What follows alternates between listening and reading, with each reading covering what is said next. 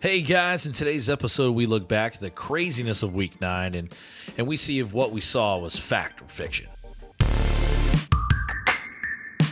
Welcome to the Coach and Commish podcast.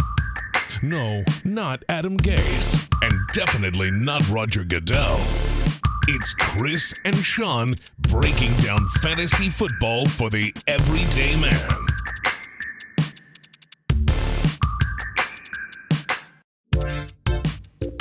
Welcome back. You are here with the Coach and Commish. I'm Chris, and Sean here's to my right. And today we're going to look back at Week 9. It was a crazy regular football week with upsets that should not have happened. Low scoring. That's what I would say is the headline. Yep, and that affects fantasy for the rest of us when we have the upside down of what Week 9 was. Yeah. So we're going to go over some headliners from Week 9.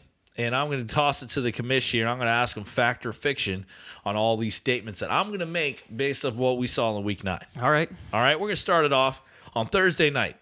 I watched that game, and I say Jonathan Taylor will be RB1 now as Derrick Henry is out. Fact or fiction? I absolutely think this is a fact. I think we're for sure going to see him take over that number one role. He was already on his heels to go with as far as the rushing Yards. Yeah, as far as yards. So, yeah, I think it's there's guys like Cooks and Kamara, but really it's going to be Jonathan Taylor. Okay. All right, fact or fiction? The Browns are better without OBJ. Yeah, this is one that we don't even need to, see the future. We've seen in the past. It's fact. I don't know how to explain it, but they are a better team. Baker's a better quarterback. Okay. Fact or fiction? Fantasy owners should be worried about Dak Prescott's performances last week. It's not great to see, but he is coming off of a week with an injury. I don't know if that affected it at all, but I'm not worried, no. So I think this is the first fiction that I would say. If somebody's worried in your league, I'd go get Dak Prescott. All right. Based off of Week 9 here, Matty Ice, is a startable quarterback in fantasy for the rest of the season. No. Ooh, all right. I don't think so. I think because he doesn't have Calvin Ridley, his weapons, are Pitts and Cordell Patterson is legit the second option there. So I'm definitely not. Matchup wise, this shows you that you can definitely take a shot at Matt Ryan, especially in a 6 point per touchdown league. But yeah, no, he's definitely not somebody that I'm putting on my roster and then saying, hey, I have my quarterback for the season. He finished at QB3 above guys like Dak and Baker, all right, and Mahomes, Stafford. It's just a weird week. But I wanted to see if you thought those numbers could carry. Yeah, I was going to look up here. Let's see. So, yes, he finished as QB3, but he also he's actually been pretty good this season. So I was going to try to pick apart his rest of the season, but he's actually had some very good weeks. He's a waiver wire guy that you can start, but he's not cracking my top 12 rankings most weeks. Okay. Here's another one. Fact or fiction? The Bills are all hype based off a cake schedule to start the year, and then them only scoring 6 points against the Jacksonville Jaguars. So this is I don't know if I can take in the middle. People will hype them up as the Super Bowl favorites for the AFC, and I think that was a little bit of too much hype. But what we saw last week is not what they are. They'll make the playoffs. They'll be a contender. I don't think that they're the best team in the AFC, maybe second, third, fourth. But, yeah, I don't know. If you're asking me, I don't know, give me a clearer line of what's fact and fiction. Are they Super Bowl favorites, or what's your... Yeah, Super Bowl favorites fact. That's how far I'm I going. think that's fiction. I think I would put probably at least 3 or 4 other teams ahead of them. Okay. All right, the fact or fiction, the Chiefs will miss the playoffs based off their 13-7 win over the Aaron Rodgers-less Packers. Yeah, it's rough to see, but I just don't see a world where Patrick Mahomes allows them to miss the playoffs. There's 7 spots to get in now. I think they make it into one of those final ones. It's possible they don't win their division, but they are tied still. I think they all have 5 wins at this point, so I'm still going to take the odds of them making it, so that's fiction. All right. Fact or fiction, Sam Darnold is a terrible quarterback. Will be benched next week. We know that for a fact off his performance. But will Sam Darnold be benched for Week 10. I feel like they want this shoulder injury to be a thing just so they can have the out and bench the dude. Legitimately, I think they wanted to bench him last week, but they were like, well, he's throwing fine. I guess we can't use this as the excuse. I don't think it happens next week, but it's very possible that it happens in the next couple. Okay, last one here. Fact or fiction, is Aaron Rodgers a jerk? He wasn't putting his team first. I'll put that out there. I don't think he's a jerk for, wanting, making a choice for himself. That's fine. But yeah, again, I think the jerk part was where he put the position he put him in. Yeah. The way he shows no remorse. Yeah. It's just the personality of Rodgers. You got to deal with it. Yeah. But He gave the political answer when they asked him. He wouldn't be honest, and then he talked bad about the other guys who didn't make their choice. I'm like, yep, that's a jerk move, man. Yeah. All right, so as a Vikings fan, Aaron Rodgers is always a jerk. All right, so from there, let's go to our party question of the week. Ian, would you like to go to a party in my pants? No, Brick. All right, let's go. Our party question of the week. What are some 90s trends that you missed? We're both born in late 80s. Right? Nope. No, you're 90. I'm 90. I'm 88. Jeez, I'm old. All right, so we both grew up in that 90s time frame when we were in elementary school and stuff. Yep. But what is one trend or you got two here. What are some 90s trends that you missed out on? Yeah, so the 90s. For those of you that didn't get to be a 90s kid, you missed out because it's honestly the best a great decade time. to grow up in. It was Phenomenal. fantastic. We get the best of both worlds. We played outside and we had the video games and we had the internet starting. We were able to walk around with our music. The generation below us, back in our day, if you wanted to play friends in video games, you just couldn't jump online. You had to go to their house and Yep. bring your controller. Yep. So I'm going to go with that outside part. And for me, Super Soakers is really the one I want to emphasize, but Nerf guns can be thrown in there as well. Nerf guns are still around. I feel like the Super Soaker has died as kids don't play outside as much anymore. But the Super Soaker battles that our neighborhood would have were just the best. I absolutely loved. I mean, you just would go to the store and get the biggest, baddest gun that you could find, fill that sucker up, and just blast that little kid in the face any chance you got. It was so much fun. You'd have teams too, just banding together to get each other. And it was perfect because it was instead of getting shot with a pellet gun or something like that hurts you, you got soaked with water on a hot day. So win-win. Yeah.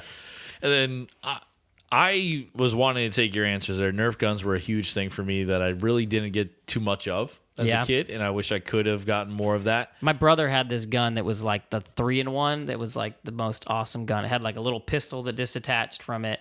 It had this giant bazooka one that legitimately, I'm sure, gave kids concussions with the power and force this thing would come off this. I mean, it was that big around rocket.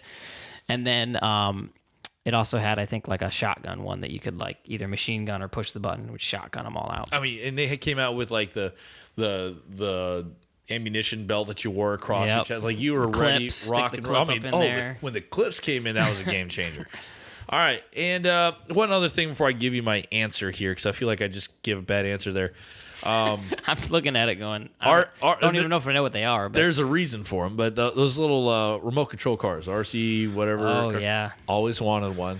If my parents are listening, which they aren't, I always wanted one. So I got one every year because I'm pretty sure my dad loved it more than we did. Every time he was at the store, he would be I have to get them one of these. Up to the point to where we were probably 14 or 15 and we're still getting remote control cars. Yeah. So what we did is we band together as siblings, and the next, I think probably when I was in late high school or college, we all bought my dad a remote control for Christmas one year because we were obviously you want this more than we ever did.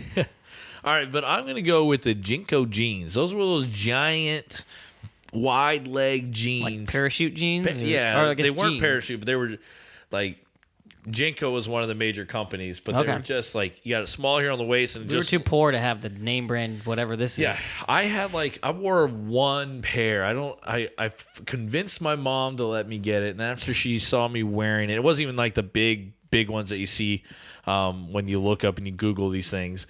But she's that looks ridiculous, and then she donated that sucker. But the reason why I say I missed out miss out on this because if I kept those or got some of them, I just looked them up. You know how much they're going for? Just a pair of those Jinko jeans? I have no idea. Like $250. Man, these things are ugly. Pair. They are the ugliest things ever, but they're, retro and there's a limited amount out there. People are paying like $200+ for these ugly pair of jeans. Wow. That's why I feel like I missed out on it because I should resell it right now. Yep.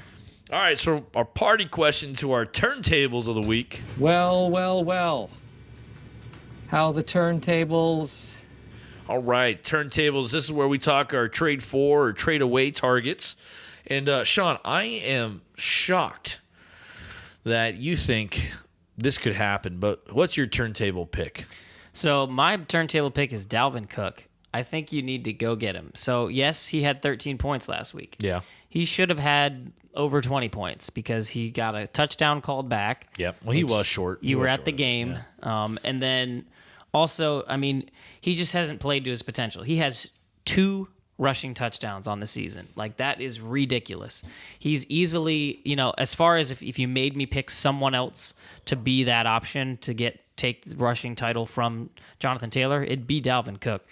So he's really the only guy that I think is off limits. I wouldn't trade Jonathan Taylor for him. I would probably trade Kamara for him. If I've got Chubb, Chubb would have been a great option for him, but it looks like he's got COVID this week, so it's going to be hard to get that deal done right now. But I'm going to package deal what I can, take a Michael Pittman and some running, James Conner. I would send those. Well, that's a little bit rich, but yeah, it's a lot. But you could probably send James Conner and a middling wide receiver or something to get Dalvin Cook. I just think that this is the time to go get him. He's got a pretty good schedule coming up here in the next few weeks. He's past his bye week. Looks like he's finally healthy. The offense almost beat the Ravens based on giving him more work. Actually, and that's really, we didn't talk about it too much in the news here, but you were at that game, and to me, it looked like they stopped going to him, and then they started losing the game. So I don't know what happened. He had 20 yards in the second half or something. They got too predictable. They stopped going to him, and when they did, it took only 7 in the box to eat up Cook, and that's the offensive line issue. They had one of their starting guards go down, and then when he went out, Cook really couldn't run anywhere. The linebackers for Baltimore was selling out for the runs. They had safety help over top. They didn't care about the receivers, and they took care of Cook, who had one giant run early in the game. He was moving and shaking. Then he just got shut down. I just think there's a lot of Cook owners out there who have been frustrated this year. He had some injuries, so you missed 2 weeks with that. He had a bye week that you've missed. He had a 5-point week. He's had some great weeks besides that. A couple weeks ago in Dallas, really disappointed when we thought he was going to come out and perform. I don't know. Last week, to me, 13 points didn't make him untouchable to the point where I think you should go get him before he plays the Chargers. Yep. All right. My pick here, my boy Patty Mahomes. We talked about him before and recently. So you're trading for him, right? Yeah. I'm trading away. You're done. This is your boy. This is your boy, Patty Mahomes. I want to see what I can get back for. We kind of talked about this last week. But you can flip both sides. I like last 2 weeks I've picked somebody you can kind of look at both reasons why you trade for him, why you trade away. But Mahomes, you need immediate help now if you're trading him away. You can't take this 15 or less point production, and you need to go either you can pick up a better waiver wire QB and get something back for Mahomes, because on the other side, if you're sitting pretty and you just need a better quarterback play, but you're in playoff contention, if Mahomes does figure it out and you give away some pieces and now you got a 30-point scorer at playing quarterback, that's phenomenal for you. But it's that risk you're taking. Risk of trading him away, because who knows, you're going to have that trader's remorse if you trade him away and he finally clicks. But if you are not in playoff contention right now, you can't wait for him to bust out of 20 points, because in my coaching hat on, that Chiefs offense is looking awful. And he's not looking great because things that we've seen him do the past couple of years, he's not doing this season, and I don't know why. I think I heard someone say that really what they've done is they've just increased the chance for turnovers.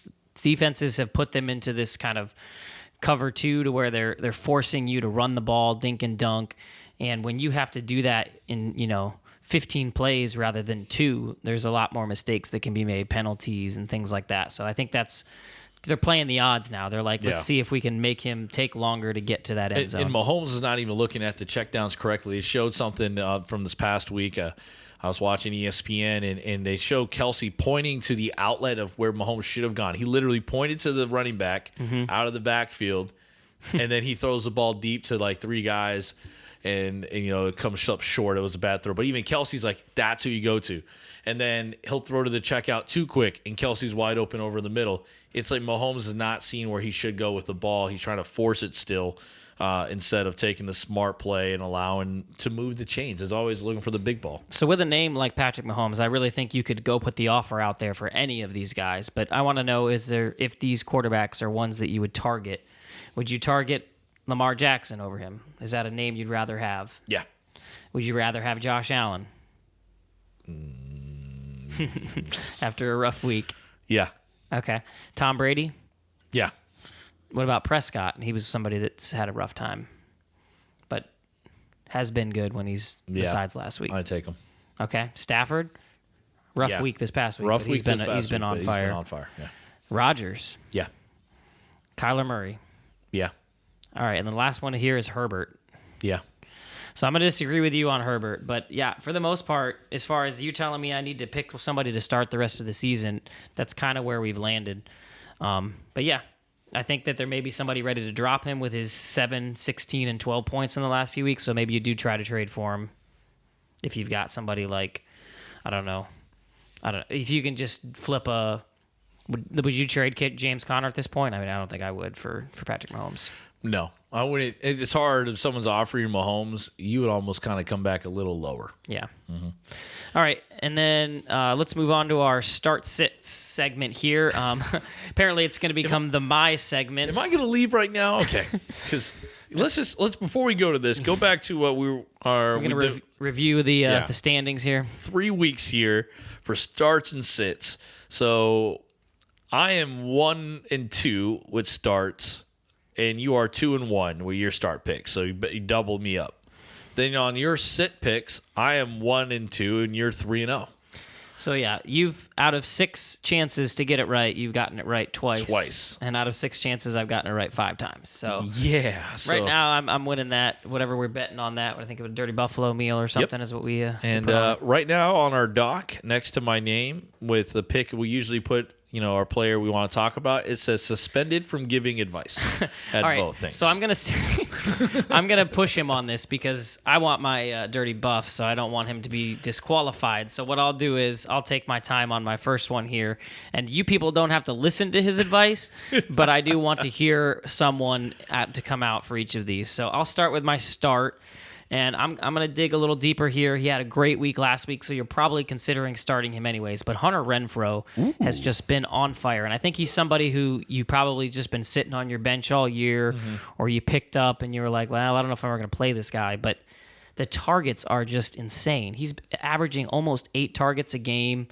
And he gets to play the Chiefs this week, where we keep saying that we expect it to be a high-scoring game. Vegas has it as like the second highest over-under.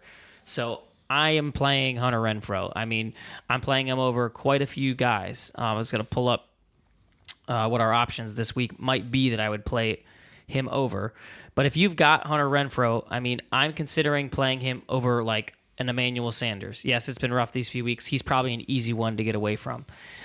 If I need a safe play, I'm probably starting him over a Devontae Smith. He blew up this past week, but I'm not chasing those points. I think if you need somebody who you know is going to get you a solid 10 points, that's Hunter Renfro, and it's not Devontae Smith.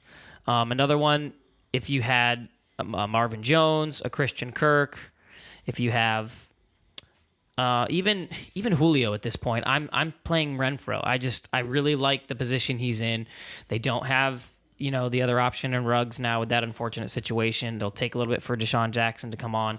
I like Renfro. I think he's one of Derek Carr's favorite pieces, and he's getting touchdowns even. Yeah, so. the targets are going Renfro, Waller, and then Kenyon Drake. Yeah, out of the backfield, the running back 2 in Las Vegas. Like, who knows? Jacob sometimes gets in and out of the lineup with little bumps and bruises, but that's a passing option. Yep. All right, and then let's get a start from you that no one should start. All right, so this is not just Disclaimer, recency bias, but Pat Freiermuth. Okay. And it'll kind of coincide with my sit, so I could start the sit segment here in a second. But Freiermuth's 2 touchdowns on Monday night, I don't think it's going away. You saw how bad Roethlisberger's arm was. Yeah. When he geared up for that, like he took like 4 hop steps and only got the ball 30 yards. Like it was not the Big Ben that we've known in yesteryears. So he loves himself that tight end checked out. And Freiermuth is getting himself into the offense, and I say he's a start. All right, so I'm going to give you a few names here. I think these guys are most likely who you are going to always be starting every week, and they're not in the options. But if you've got Kelsey, Waller, Kittle, Andrews, Pitts, Gesicki, and Hawkinson, I think they're locked-in guys. It's actually nice to say that. That was a lot of names that I was able to say that people have been able to just keep in their lineups. But then you're looking at maybe a Gronk coming back from injury who aggravated it. Dallas Goedert, who we thought was going to be great, but hasn't really delivered on the lack of Zach Ertz there. Dalton Schultz, Hunter Henry, Dan Arnold. Are you starting the Muth over all of this? Yeah, those second-tier names, I'm putting Muth over. Okay. Because you're looking at Schultz. Any of the first guys that I said you would consider? Over Gesicki, maybe. Okay. Depending on who's playing quarterback in Miami that week. Yeah. All right, so yeah, that's definitely somebody you should be able to get in your starting lineup. For sits, I'm going to start it off, and this is a rough one to say, but yeah, man. Antonio Gibson has been hurting people, and you keep putting him in because you spent a first or second round pick on him. But at some point, you've got to realize that there's something going on with that shin. He's not right. They're starting to realize it and not giving him the full workload. So I'm going to sit him against Tampa. I'd start guys like Myles Gaskin, Darrell Williams. These are the guys that I'm starting over Antonio Gibson. You say that going into the season, I would have thought you're crazy. All right, my sit kind of goes with my start here, but Chase Claypool, you have to sit him. I don't know if he's just completely dinged up. Something just doesn't look right with him, and Freiermuth has taken those target shares away from him. Yeah, when he's looking for a big body, it looks like that's where Ben's going now instead of Claypool. That and his arm, like we talked about, doesn't look great. They need to push it down the field, but they are not able to, and that would usually be where Claypool would gather. Yeah, so sit him because he used to be a wide receiver 2 lock. Now you have to roll the dice on a flex position for Claypool. So if you've got Claypool, I'm just give you a few names here who you might consider. So like a Renfro, are you starting Renfro over? Oh yeah. Okay, so Renfro's in. Jalen Waddle, Jerry Jeudy, Julio, Brandon Ayuk. Are you even starting an Ayuk over him with the success we've seen recently? Yes, almost yes on all of those. Julio's going up because there's no Derrick Henry, so I'm trusting the targets going to him, and quarterback play is better on his side. All right, so yeah, you heard it. Don't listen to what he said, and Claypool is going to go off for 3 touchdowns next week. Yeah, I got that guy in a few leagues, so maybe I'm trying to use reverse psychology. All right, guys, thank you for listening. We got anything else, Sean? I think that's it. All right, guys. See you next week. Deuces. Thanks for listening to the Coach and Commish podcast. Don't forget to check us out on Twitter and Instagram at Coach and Commish. And join our Facebook group called Fantasy Football Advice with the Coach and Commish for direct access to weekly waiver wire and start sit advice.